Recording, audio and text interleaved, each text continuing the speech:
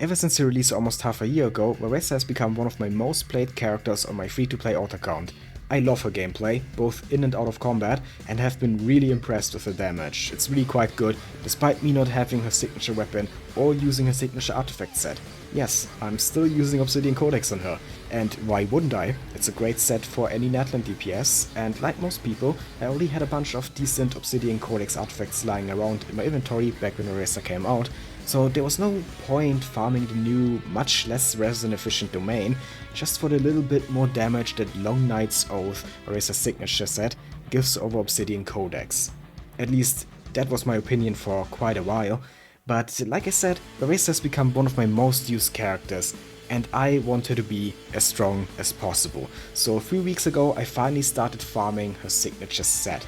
And now, just a few days before Notcry, I'm finally at the point where I have a pretty decent set for her. So, in this video, I'm gonna compare my previous Obsidian Codex build to the new Long Knight's Oath build to see how much of a difference Varesa's signature artifact set actually makes. Okay, so let's take a look at her old build first. As you can see, my Varesa has 1600 attack and also a bit of elemental mastery. And she has 45 crit rate and 230 crit damage. With the 4-piece effect of Obsidian Codex active, this 45 will of course be 85. So yeah, 85 to 213, pretty good.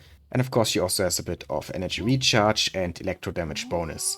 And yeah, let's take a closer look at the artifacts real quick. They are pretty decent, but not great, I would say. There's definitely still room for improvement on this build, but I don't plan to work on this build anymore because, of course, I now have a new build with a signature artifact set, which we are gonna get to later. For now, let's take a look at the weapon. I'm using the Blackcliff Agate for this showcase, but I would actually recommend using the Widsith instead. It's generally a better weapon than Blackcliff Agate, but it's very inconsistent because of the randomness of the passive and also the long cooldown of the passive. Can only occur every 30 seconds, so you only have it like every second rotation, which makes it a really bad weapon for a showcase like this, because if we want to compare one set to the others, then we want the weapon at least to be consistent, because otherwise we don't know if the higher or lower damage we're gonna see is because of the set, or because we did get a different buff or no buff at all from the Widsith. So yeah, for normal gameplay I would recommend Widsith, but for this showcase I'm gonna use Blackcliff Agate. In terms of base attack and crit damage, they are exactly the same, it's just the passive that's different. And yeah, my constellation is still 0 and the talents are all at level 9. So that's the Obsidian Codex build, so now let's go over to Masanori and Inazuma, like I always do in these showcases, and take a look at the damage, before switching over to the new set. I'm gonna keep this short because I've already done a Varesa showcase with this set, and she's also been in all of my Jansan showcases, and if I remember correctly, her unbuff damage is like 30k on her plunges and mini burst. Yeah, 30k as you can see here. That's how much damage she does. With Obsidian Codex unbuffed, but then of course if we apply some buffs like Xilonen here, and Xiangyun, and Jansan, then that's gonna significantly increase to, that didn't crit, damn it, 85 crit rate. Yeah, 110, I saw a 110k there, so yeah, we can reach over 100k with this team and this artifact set, which is not bad at all, doing 100k per plunge or per mini burst. Not bad at all, but I am expecting to see a bit more damage with the signature set, of course. But let's go in one more time, just to make sure, because I only saw 110k there, because some of the other hits didn't crit. So I want to confirm that it's indeed 110k mostly, or around that. Let's go. So first apply some electrode, so that we can get this in the city effect. And then just activate all the bursts and stuff. And let's see. 110 again, 109, yeah, okay, it's pretty consistent, around 110k damage, 95 there at the end. Probably one of the buffs ran out, not sure which one. And if I'm just using Xilonen and Jansan, no Xianyun, how much do we do here? Stop blocking. 88k, yeah, so still almost 100k. 81 there. 80k, yeah, around 80 to 90k with Xilonen and Yansan. I'm testing this because sometimes I don't use Xianyun in this team, but instead another character like Nahida, for example, for some aggro rate. But with aggro rate, it's sometimes a bit harder to see the damage numbers, so for this showcase, I'm gonna stick with Xianyun. But yeah, now that we've seen the damage with Obsidian Codex, it's finally time to switch over to the new set. Okay, so here we have the Long Night's Oath build now, and we actually have a bit more attack on this one, which is nice, but much less elemental mastery, so for aggro rate it's probably gonna be a bit worse actually, but in general the damage should be higher.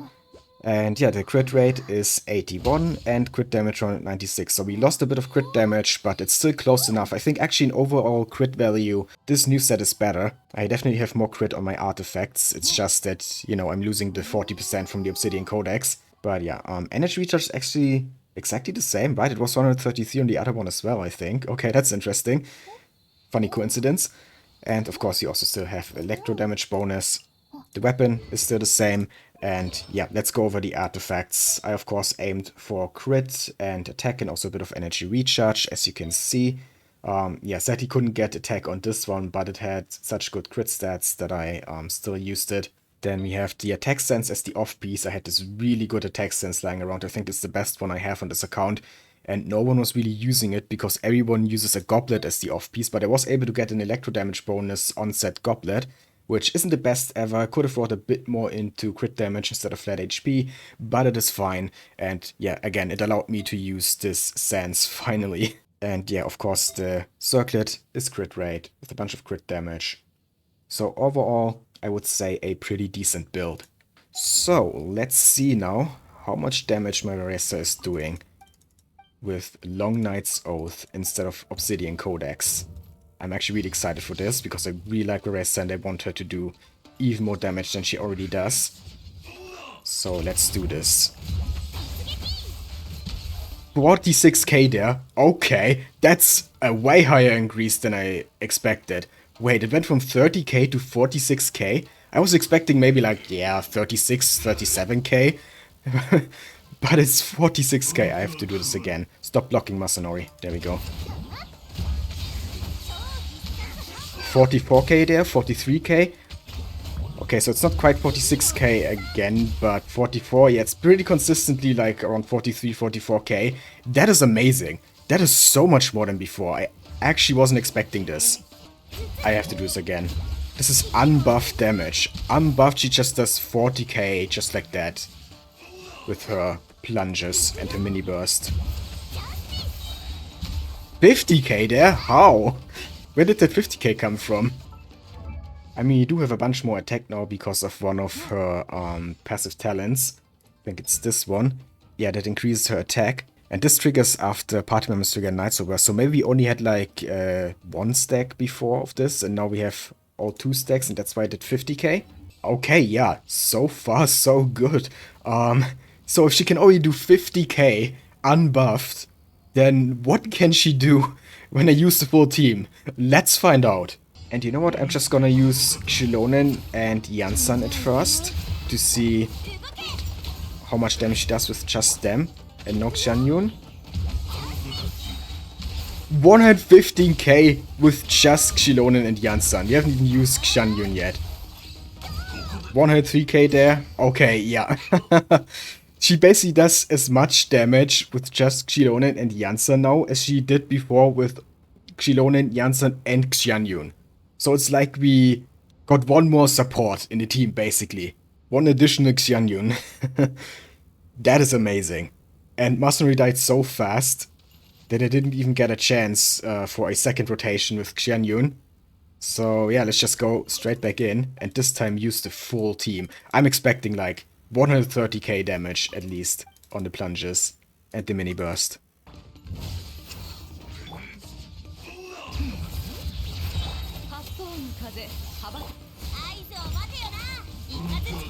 Okay, let's see.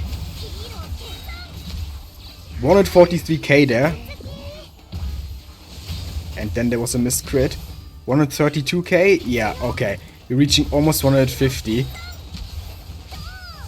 That was 52 at the end because we ran out of the buffs. But yeah, now he is pretty much already dead, so... not much point in getting another rotation started. So, much like in some of my other recent showcases, it turns out that Masanori doesn't quite have enough HP. So, let's go to Kongamato in Natlan, my other go-to boss for these showcases, because he is really tanky. Has like 1,500,000 HP. So this is probably gonna take more than one rotation. But I'm still expecting this to be pretty fast. Let's see.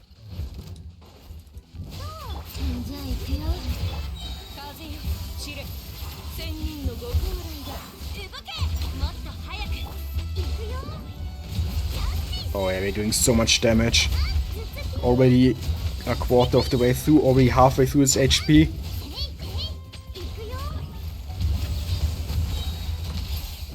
Yeah, we almost finished him in one rotation. That is kinda insane. And now just with Janssen, that should be enough to finish him off.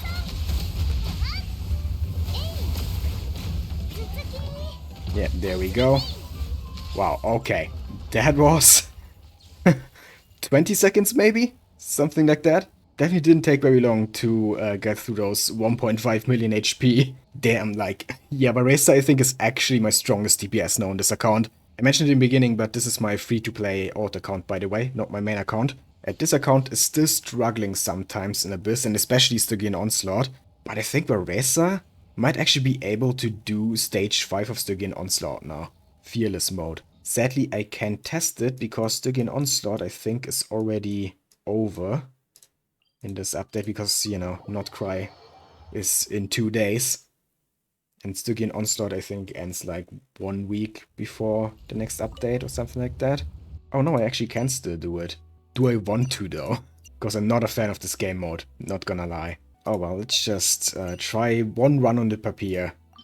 Just to see. It seems like I was using an overload team here on Menacing difficulty. But I think I only did that because I needed Xilonen somewhere else. But since I don't plan on doing all 3 of these, might as well just put Xilonen in the first team and then either Xianyun or Nahida. I'm actually thinking Nahida, because Xianyun takes a while to get her burst, and we start without bursts, of course, here. And Nahida, her burst is nice, but the main stuff she does is all with her skill. So I think she's probably gonna work better in Stygian Onslaught. So yeah, let's do this. Just one try. I'm not really expecting to do this first try, because Fearless difficulty is really difficult, and this account is still struggling on Menacing difficulty. But I feel like if any of my characters can do it, then it's probably Varesa.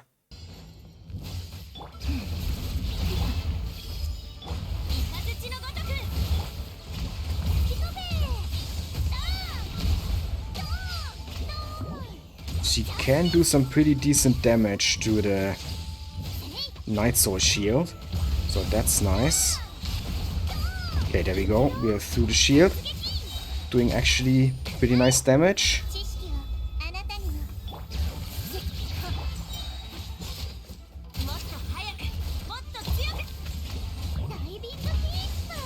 I don't think it's quite enough. Yeah, the shield is already back, and we are halfway through the time, so it's not looking good. We actually got closer than I thought. Yeah, we actually did some pretty decent damage in the down phase. It's just that this boss is so annoying with how it is pretty much invincible 90% of the time. And while Varesa can do some pretty decent damage to the Night Soul shield, it's just not enough. Like, I have Xilonen, Janssen, and Varesa. 3 Natlan characters, and it's still not enough. I freaking hate these Night Soul shields. Like, Natlan characters are supposed to be good against them, but a lot of times it really doesn't feel like they are. It's mainly just about the frequency of elemental application, and not really about having Natlan characters, which, you know, it's kind of not what this mechanic is supposed to be. It's supposed to be a mechanic that is weak against Natlan characters, but, you know, not really. Not if the Natlan characters don't do frequent elemental damage. Like Xilonen, for example, she does like 2 or 3 hits per skill use, and that's it. She does almost no damage against a Night Soul shield. But oh well, it still was a lot closer than any of my other characters would have gotten. And, you know, if I really optimized it and went in there again and again and again, eventually I think I would probably be able to do it, but I'm just not not gonna, because I don't like Stygian Onslaught. It's not worth my time. And I wouldn't even get any rewards out of it anyway, because it would just be one boss and I couldn't defeat the other two anyway, because my other characters aren't strong enough. So yeah, there's really no point. I just wanted to try it once, and even though I failed, I can still say that, yeah, Varesa got way closer than any of my other characters would. But yeah, in conclusion, is it worth it to farm Varesa's signature set, even though the domain is much less resin efficient than the Obsidian Codex domain? Yes, I would say if you really like Varesa and you like your gameplay, then it's absolutely worth it. The damage increase is actually significant. Like, people were saying it's like around 10%, and it was like, okay, yeah, so if I do 30k damage before, then a 10% increase, it's gonna be like not that crazy, but it was actually more than 10%, definitely more. It's probably because my Obsidian Codex pieces weren't that great. My Obsidian Codex build on Varesa was still like, there was a lot of room for improvement, let's just say that. I think on Akasha it was like top 50%, which is not that good. Actually, that's an interesting question. How high up on Akasha is my Varesa now? You know what? Let's take a quick look. So as you could see before, top 56%. That's still with the Obsidian Codex build because I haven't refreshed yet. But if I update it now, top 24. So yeah, still not great.